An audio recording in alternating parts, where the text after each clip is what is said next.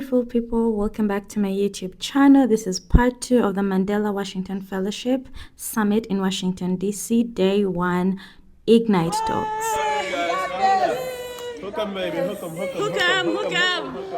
Go Longhorns. Woo! We're here to support Omar in his Ignite Talk. Hook 'em.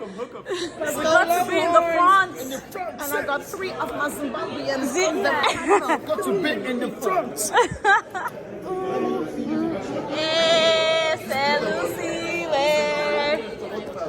Kali.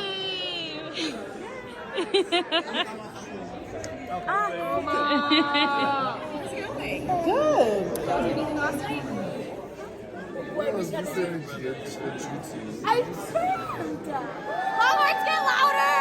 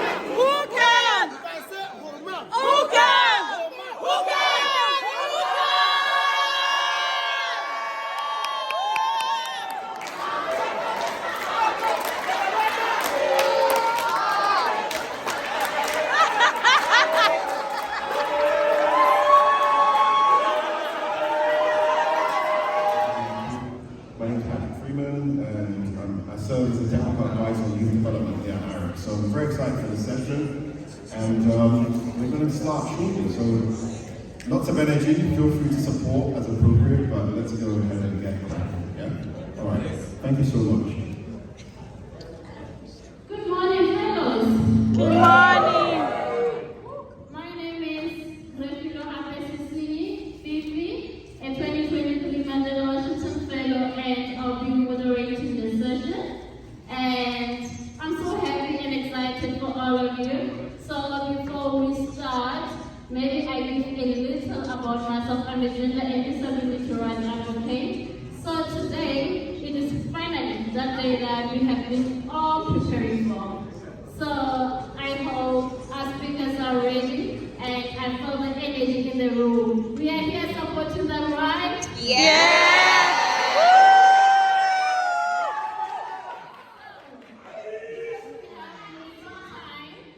I come to ask that we collaborate and cooperate with regard to champions. Guess who's it? Millions in Africa, 400 millions of potential to explore. Imagine if all these people work together to build and develop our continent. Just imagine you working with other brothers from Nigeria, Eswatini, Ethiopia, and Senegal. To our second speaker, and our second speaker is Donald Petrie.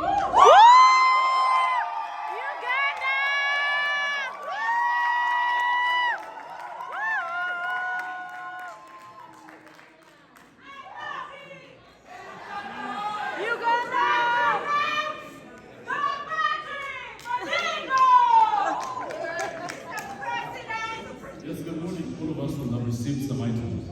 You're going to get some milk, you could get some flour, you could get some baking powder, you may get some butter. But you see, what you will do with those items remains a personal choice. My name is Mujingo John Patrick, and I come from Uganda. See, I want to take a journey back with me to June 2014. I don't know where this found you, but you could have been in Chad, you could have been in Botswana, you could have been in Nigeria, Kenya, Sao Tome and Principe. But you see, regardless of where this found you, in my case, it found me in Uganda. As a first-year student in business school, completely clueless about the future of my life. Regardless of where this time found you, in a completely different world, a phenomenally beautiful idea was being hatched.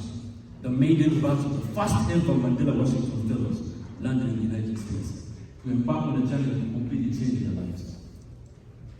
And this was phenomenal. This was beautiful.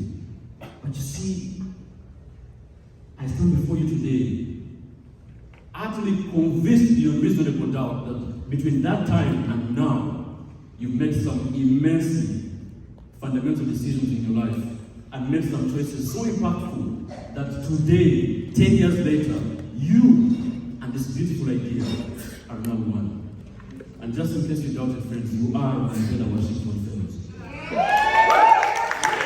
See, I stand before you today as a very proud Ugandan. I come from a very beautiful country, Uganda.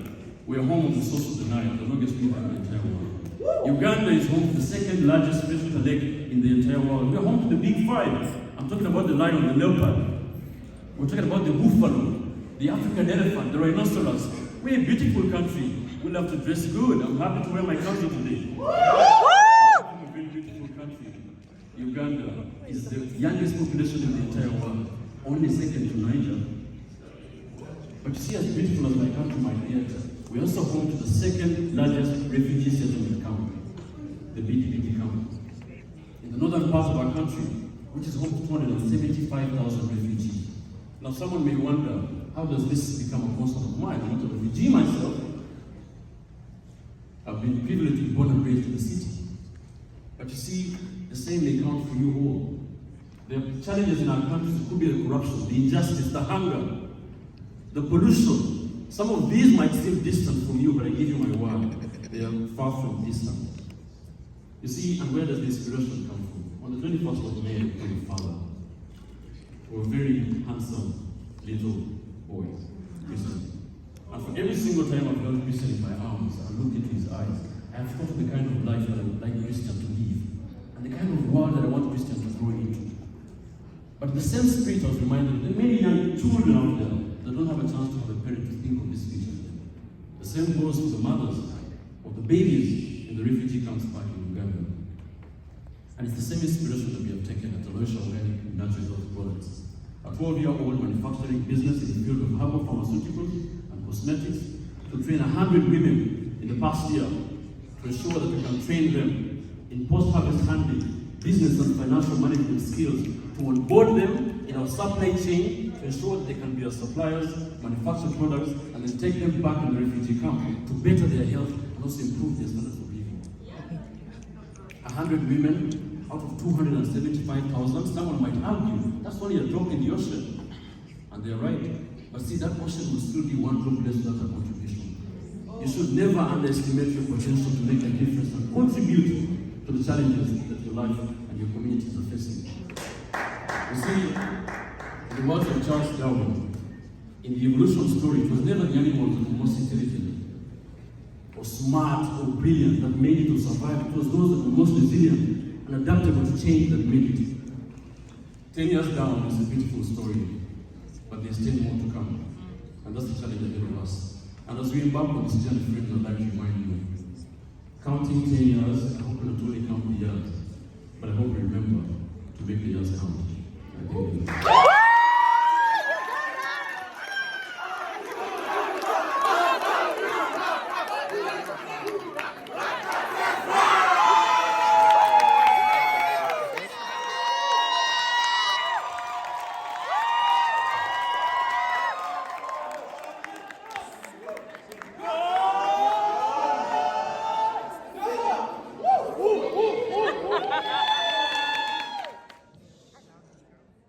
This is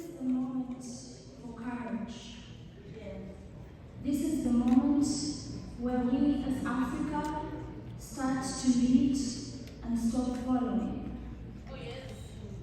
This is the moment where we stand true in our identity and in our culture.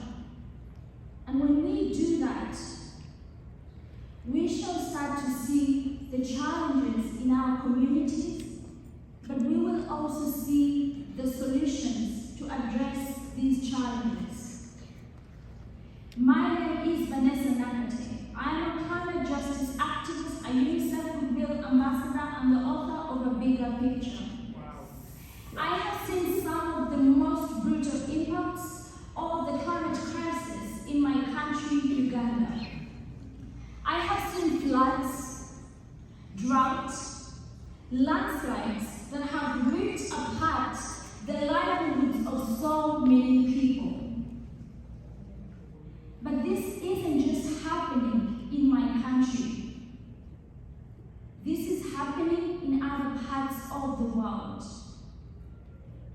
I had the opportunity to visit Turkana County in the Horn of Africa, which was experiencing the worst drought in 40 years. This drought has left more than 20 million people on the brink of starvation.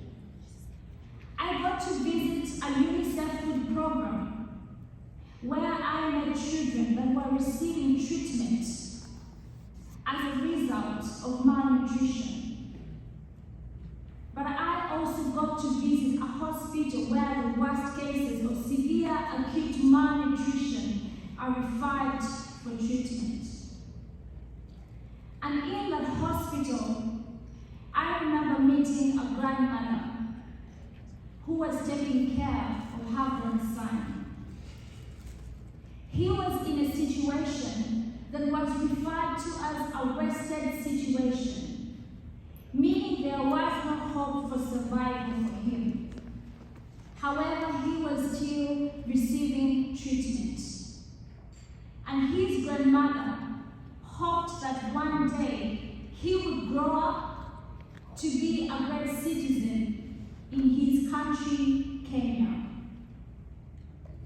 But by the time the sun set that evening, her grandson, Desmond, 6 years old, had passed away. His destiny was cut short. He can never be the president of Kenya he could have been. He can never be the prime minister. He can never be the doctor, the musician. He can never be a Mandela Fellow. This is the reality of the climate crisis in the most affected areas. Like I said, it's not just happening in my country, it is happening in many other parts of the world. But while Africa is on the front lines of the climate crisis, it is not on the front pages of the world's newspapers. While Africa is on the front lines of the climate crisis, it is not responsible for this crisis. Historically, Africa as a continent is responsible for less than 4% of the global emissions. This is climate injustice. This is unfair, and this must change. But who is going to make this change? It's going to be us. So this is the moment where we say enough is enough. This is the moment where we say no more children dying on our continent as a result of a crisis that we did not create. This is the moment where we say no more children dropping out of school. This is the moment where we say no more health systems destroyed as a result of climate disasters. This is the moment where we say enough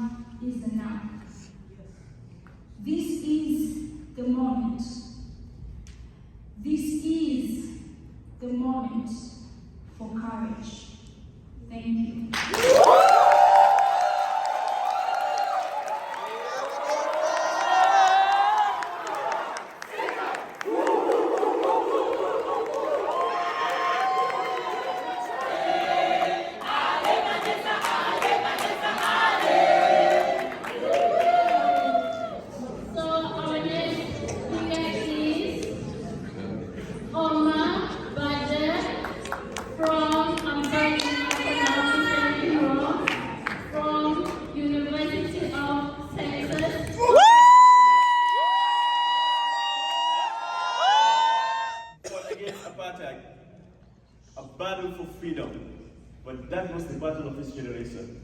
I stand before you today, summoning the spirit of Mandela, when I tell you, the fight for our generation is bridging the digital divide in Africa. We have the most developed countries around the world ready to go to war over the latest machines powering artificial intelligence. Yet still in our continent, less than 50% is connected online. As a matter of fact, statistically, only 43% of Africa can reliably access the internet.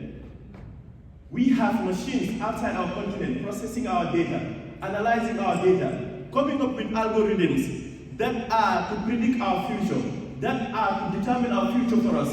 Yet still, we're still brick and mortar, we're still offline and analog. Does this sit well with you? No. No. No. If Nelson Mandela were alive today, he wouldn't have cried freedom. He wouldn't have cried for protesting. Africa is free, and South Africa is free. Rather, Nelson Mandela would have realized the urgency of technology and Africa taking some step in this digital foothold, knowing that our sovereignty, our freedom, our resources, our future, and our entire identity relies on our digital foothold. Where does Africa stand in this digital race? I'm asking you right now. As a generation, we are in a transition. Artificial intelligence is taking over. Yes, sir, how many data centers do we have in Africa that are African-owned, run, or operated? That's right. Yeah. 0. We are the last generation that can put up a fight and ensure that Africa has an identity in this digital race. Or else, you know what's going to happen? Generations and generations and generations to come after us are going to be doomed to play catch. There will always be steps and steps behind. Nelson Mandela gave us freedom. We are supposed to pass on the legacy to the next generation.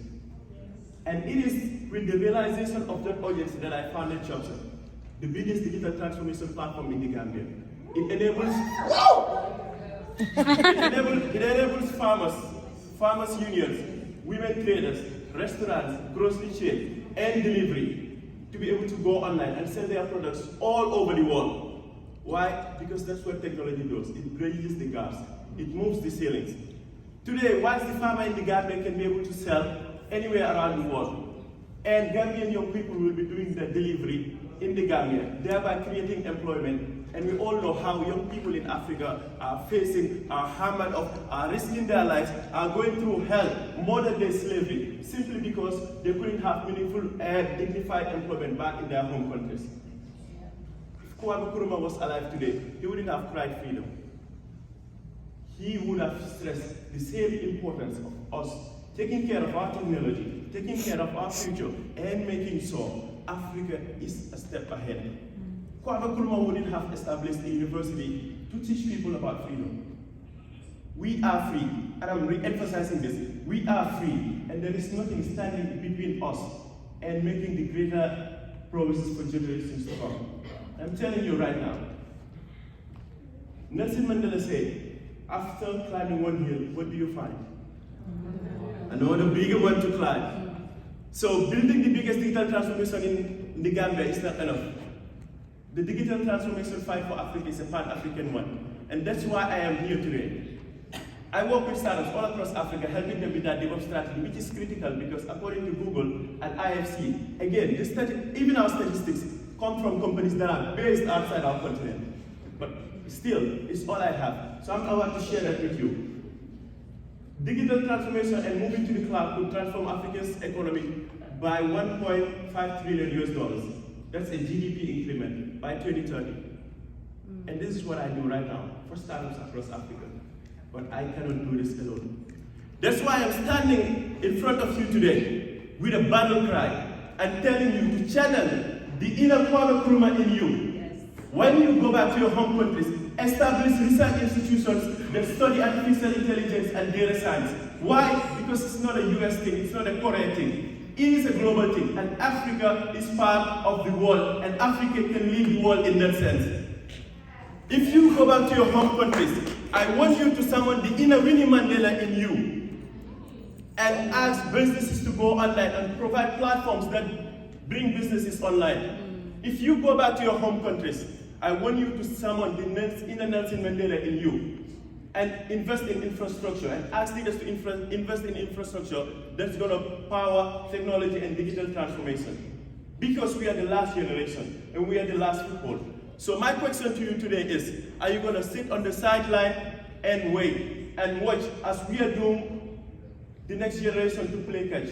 Or are you going to take a stand? Are you going to make a move? Are you going to channel the inner Nelson Mandela, the inner Kwame Nkrumah, the inner Winnie Mandela, and heed to the call of digital transformation for Africa?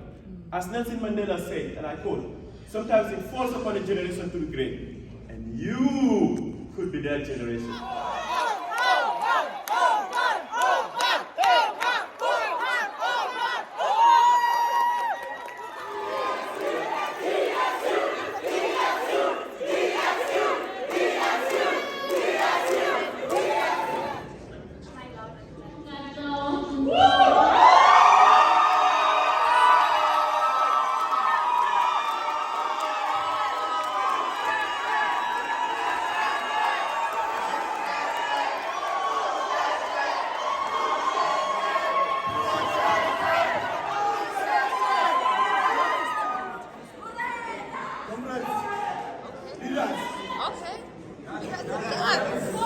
Good morning. There is only one thing that I can assure you, and that is that by the end of this speech, you guys will be absolutely amazed by how powerful the combination of personal development, self-discipline, and personal transformation can be. I grew up as a very shy and introverted person. My whole life, I was labeled as Katlego, the shy and the quiet one. Everyone loved me, and I just loved everyone back. But guys, I was tired. I was tired of being the shy and the quiet Katlego. I wanted more life, more fun. I craved recognition. I craved attention. Guess what my quickest and dearest resort was? Alcohol. Did alcohol give me exactly what I was looking for? Yes. From alcohol I found fun. I found companionship. I found stress relief. For the first time in my life, I danced and people cheered. I made jokes and they bursted into laughter. I'm Toby Matoba Nisikwele from Lesotho. I have a question for Katlego and Umar. Katlego, you are truly exemplary. I'm very proud of you and your progress, brother. How? In the artificial intelligence. So he's doing that. He's making sure like AI speaks our local languages, and this is going to open it up to the rest of the continent. You get it. He's doing that from Rwanda, and we have other partners as well that are doing something similar. So looking at it from that perspective, because it's digital propaganda for them, and the same data set I can use inside my app or inside our ML and AI strategy, the same data set people in North Africa can use as well. And it's coming from Rwanda, one of the smaller countries in Africa. So looking at it at a broader perspective and building technology that's built to scale and that is ready to scale for the entire African continent would be like a great strategy to go. And I am the country representative for the United Nations Agency for Migration, IOM, in my country, California. First of all, congratulations to you all. You represent us so well. And we are inspired by each of your speech because it was so touching. We feel you, we hear you, and we are together on this. Thank you so much. And I want to join the conversation about technology by asking the simple question: where the globe gets the raw material, the minerals, to make the machines that actually we run the AI. Where are my DRC fellows? Are you here? And for what cost? What is the price we are paying for that? What is costing Africa to make sure we have here this on our hand? We have the laptops that we use. So for what cost? So I want to join this conversation to talk to each of you that is sitting on this table or on this room. Once you reach there, because I know probably.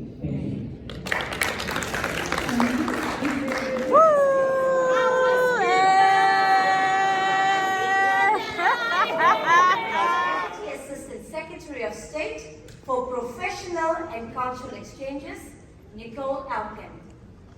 Ms. Alkin oversees a broad array of professional, youth, cultural, and sport exchange programs for U.S. and international participants. Ms. Alkin has held a variety of roles in the not-for-profit sector and on Wall Street.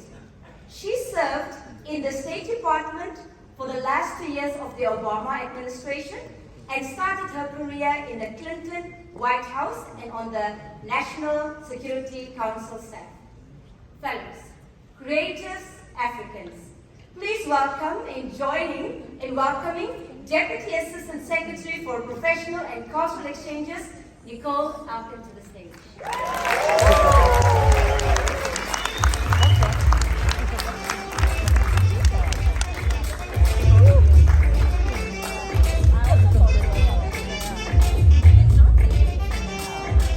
Thank you for the introduction, Elzana. Good afternoon, everyone. It is truly a pleasure to be here for this historic gathering. Speaking of historic, I had the great pleasure of accompanying President Clinton when I worked for him back in 1998. Was anyone here alive in 1998? Awesome. He was the first sitting president to visit Ghana, to visit Uganda, to visit Botswana, to visit Senegal. He and Mrs. Clinton also went to South Africa on that trip.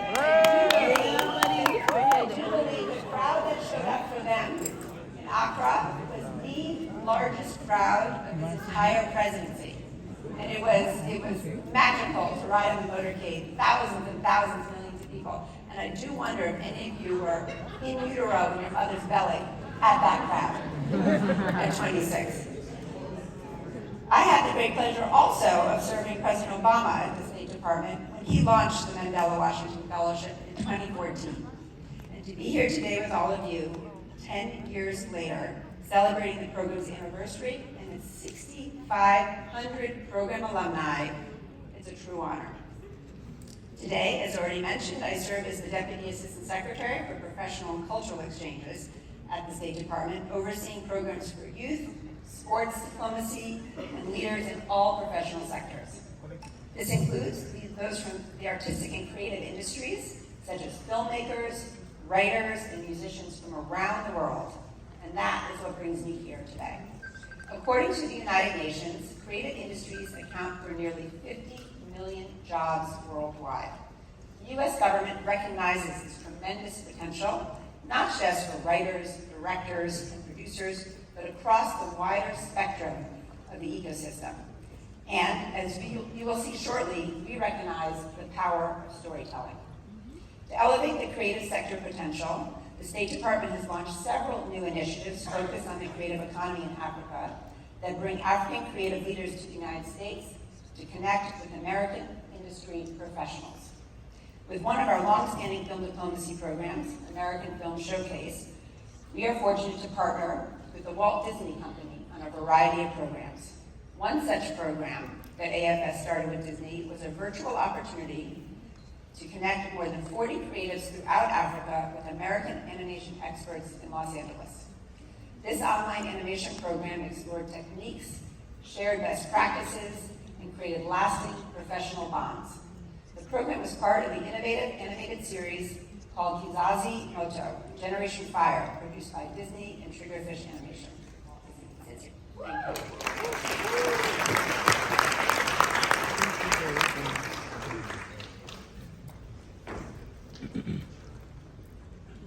Thank you, Cole. Thank you so much. On behalf of the Walt Disney Company, I am thrilled to welcome you to Washington, D.C. for this exciting exchange.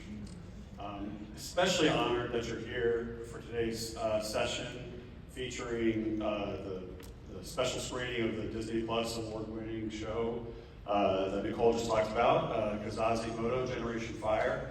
And I mean, it's a great program, and even better, after the presentation of the programming, we'll have a discussion with some of the visionary creators behind the anthology. So thank you, Tendai, Nyendo, and Sho for being here. You'll meet them in a little bit. Really appreciate you being here. warm welcome to all of the Young African Leaders Initiative participants and our other guests. It's wonderful to have all of you here this afternoon. We really thank you for being here. Kazaze Moto Generation Fire is the delightful product of a global company and African partners coming together to empower local storytellers. We are delighted that we're able to share African stories in Africa and beyond, and to bolster Africa's creative industries. It's an immense honor for Disney to collaborate with Tendai and Yundo on the show, among many others, to tell these beautiful stories. More than 1,000 people across Africa and across the world contributed their artistry and expertise to making these 10 short films, each of which imagines the future from a uniquely African perspective. At Disney, we always said that storytelling has the power to connect all of us and really transform the way in which we understand the world and our role in it. It's a simple yet profound idea that's guided our company since its inception more than 100 years ago. We're delighted to support African filmmakers in telling stories that are so meaningful to African communities, and kids, and families, and then to bringing these bold and transformative stories to the world through Disney+. So I am honored now to introduce the 3 stories from Kazaze Moto Generation Fire. We'll begin with an episode of Moremi. Please enjoy the program. Distinguished guests, please silence and turn off your phone. That entire production and that project, would you like to meet them? Yes! I can't hear you. Would you like to meet them? Yes! Okay, let's welcome Team Kazaze Moto to the stage!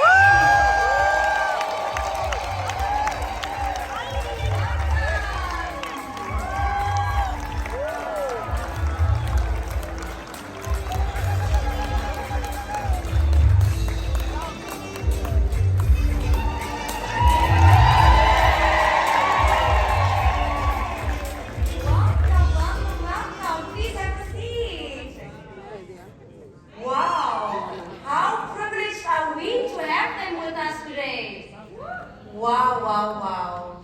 First of all, congratulations on your project. Well done. Let's give them another hand clap.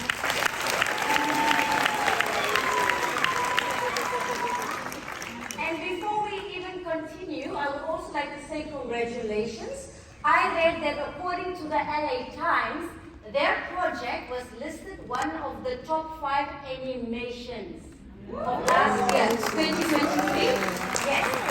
That's how big the reach of their project is.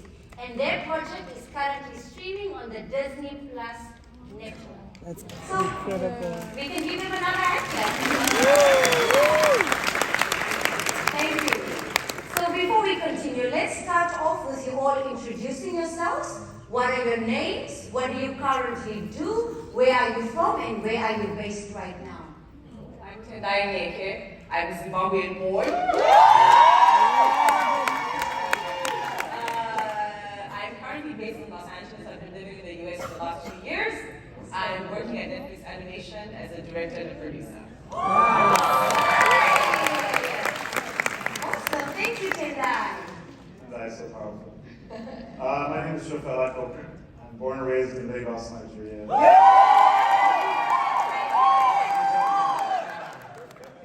I'm based in Atlanta, USA right now. No stress abroad. Thank you. My name is Nandra Bouquet. I'm the director of Enkari, and I'm from Kenya.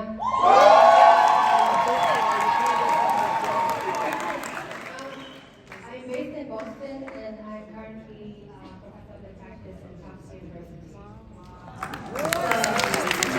Awesome. How relatable is this to us as African citizens to see how far they have come with their work, right?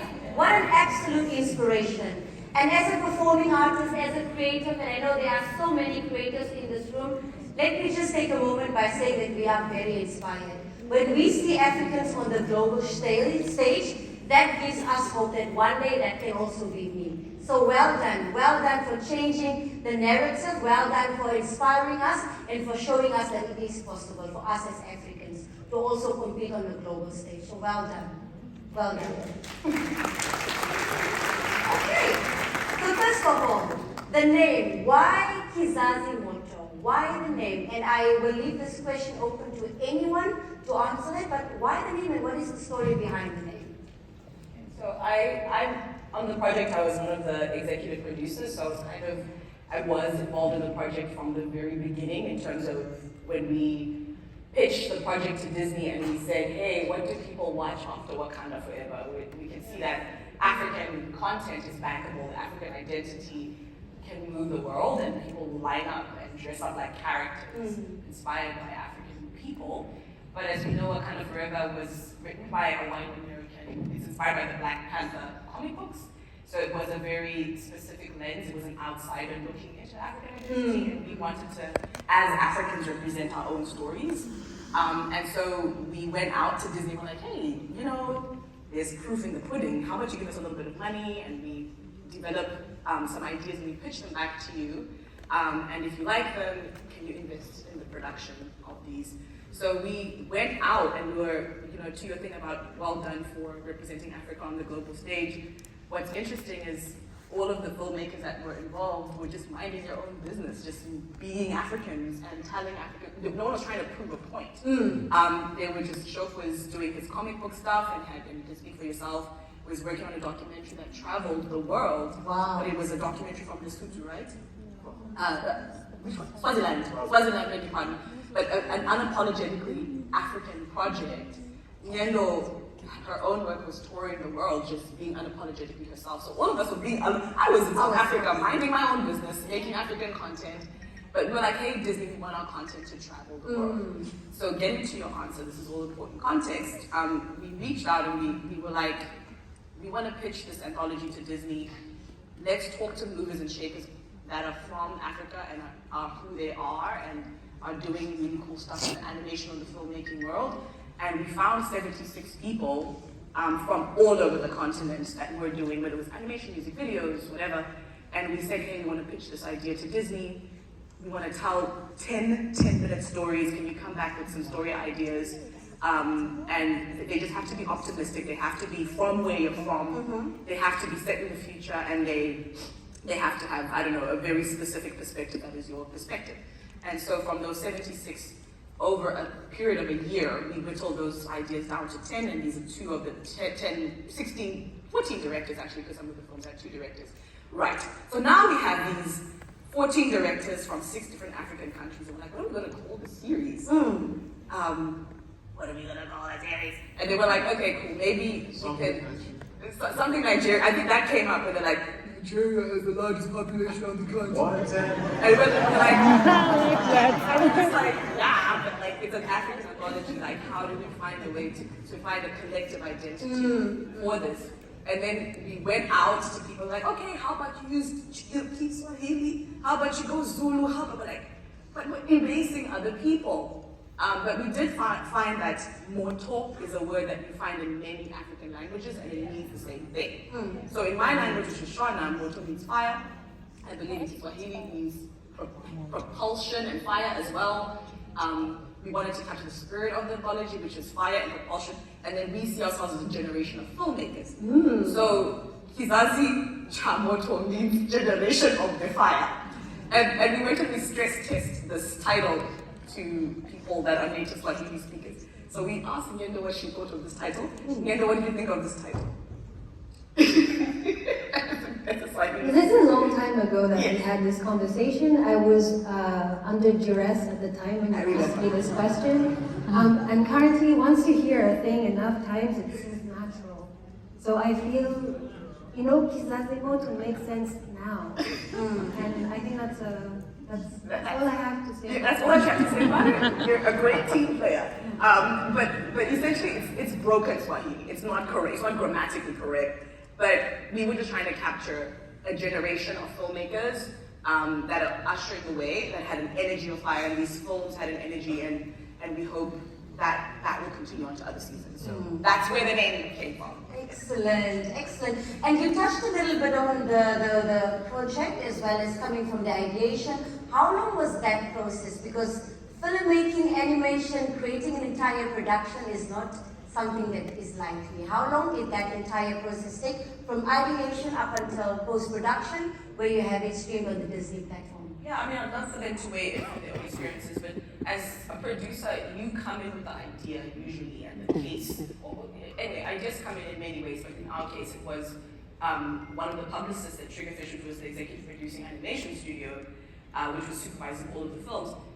One of the publicists had been working on this concept for 2 years before I even was hired. So it was meant to be something else, and then I get hired and it evolved. So it was 2 years before we even phoned the director and said, can you come and pitch? Wow. And then another 2 years? Almost 3. Great. So in total, it was about a 4-year process to get what you saw. And that's how committed we need to be. 4 years. Wow, wow, wow, wow.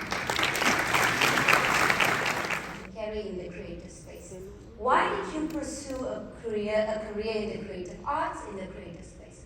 Why that career? I had no choice. Which is a strange thing to say when you come from Nigeria, because it's a country where you essentially need to work in STEM to make a living, a STEM profession.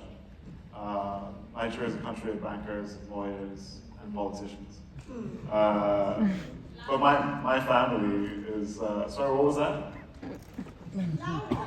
Louder. Louder, okay. Can you all hear me? Okay. Yay. Okay.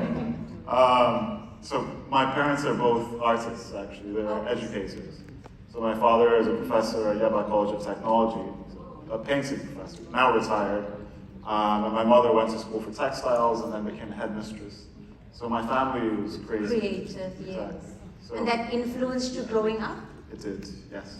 Okay. And they were also open to you pursuing a career in the arts, in the creative space? No, I'm very lucky. My parents have always encouraged me to do stupid things in life, like becoming a director and making no money. Oh, you're changing that. We're changing that, don't worry. Okay, Nyando, let's move over to you. Tell us, what do you think are the latest trends in animation across the African continent? I think what I've been seeing is that a lot of people are understanding the requirements to make animation in terms of gathering together and making studios instead of working individually. And that has meant that we are not only having these productions like Izazimoto, but there's also Iwaju that came out recently. There's different series that are popping up on the continent in different ways. And I just think the future, people are understanding, you can't, some people have been animating by themselves, like in their bedroom for 10 years, which is what I did for a very long time. But understanding the collective requirements and working with international partners. Yeah, weighing in on that. And it's purely because of the group that's in this room, because y'all are African leaders in your own right. So that response is from the creative sense, but I think I'm observing people creating their own production and distribution pipelines. Thank you for attending the afternoon plenary.